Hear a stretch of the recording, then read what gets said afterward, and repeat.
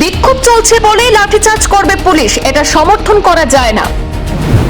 ছাত্র মিছিলে মারধরের মামলায় কড়া মন্তব্য সুপ্রিম কোর্টের। শুধুমাত্র আন্দোলন হচ্ছে বলেই পুলিশ অতিরিক্ত বল প্রয়োগ করবে তা কোনোভাবেই গ্রহণযোগ্য নয়। আদালত স্পষ্ট জানিয়ে দিল, শান্তিপূর্ণ প্রতিবাদ করা সংবিধান প্রদত্ত মৌলিক অধিকার। দিল্লিতে ছাত্র যুবদের বিক্ষোভ চলাকালীন বেশ কয়েকজন পুলিশ কর্মীও জখম হন বলে অভিযোগ। পুলিশের উপর হামলার অভিযোগগুলিও শুনতে রাজি বলে জানিয়েছে শীর্ষ আদালত। নিট প্রশ্ন ফাঁসকে ঘিরে দেশ জুড়ে চলা ছাত্র আন্দোলনের প্রেক্ষাপটে পুলিশের ভূমিকা নিয়ে গুরুত্বপূর্ণ পর্যবেক্ষণ করেছে সুপ্রিম কোর্ট।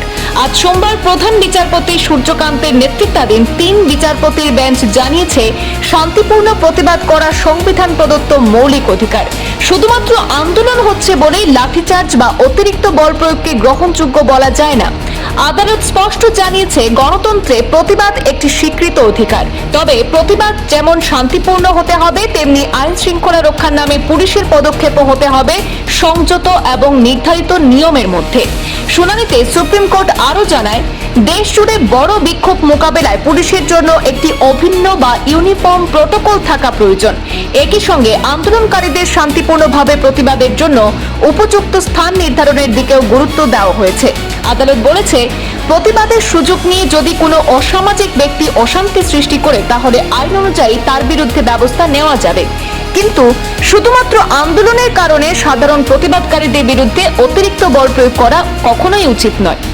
অন্যদিকে শুনানিতে কয়েকজন আইনজীবী দাবি করেছেন, আন্দোলনের সময় বহু পুলিশ কর্মী আক্রান্ত হয়েছেন। এই প্রসঙ্গে বিচারপতি জয়মাল্য বাগচি বলেন, আইন সবার জন্য সমান এবং প্রত্যেক মানুষের জীবন ও নিরাপত্তা সমানভাবে গুরুত্বপূর্ণ। এদিকে কেন্দ্রের হয়ে সওয়াল করেন সলিসিটর জেনারেল তুষার মেহতা। তিনি জানান, সরকার এই মামলার নিরপেক্ষভাবে আদালতকে সহযোগিতা করবে। প্রধান বিচারপতিও স্পষ্ট করেন, এই মামলাকে সরকার বনাম আন্দোলনকারী হিসেবে দেখা উচিত নয়। কোথাও পুলিশের বাড়াবাড়ি হয়ে থাকলে আদালত তা খতিয়ে দেখবে। এই মামলার বিস্তারিত শুনানি আগামীকাল মঙ্গলবারও চলবে। পুলিশের ভূমিকা, আন্দোলনকারীদের অভিযোগ এবং ভবিষ্যতের জন্য সম্ভাব্য অভিন্ন নির্দেশিকা নিয়ে আরও গুরুত্বপূর্ণ পর্যবেক্ষণ আসতে পারে বলে মনে করছে আইন মহল। নিট প্রশ্ন ফাঁসকে ঘিরে শুরু হওয়া আন্দোলনের আবহে সুপ্রিম কোর্টের এই পর্যবেক্ষণ ভবিষ্যতে দেশ জুড়ে প্রতিবাদ কর্মসূচি এবং তা মোকাবেলায় প্রশাসনের ভূমিকা নির্ধারণেও গুরুত্বপূর্ণ দৃষ্টান্ত হয়ে উঠতে পারে। ব্যুরো রিপোর্ট, পূর্বাঞ্চল প্রতিদিন।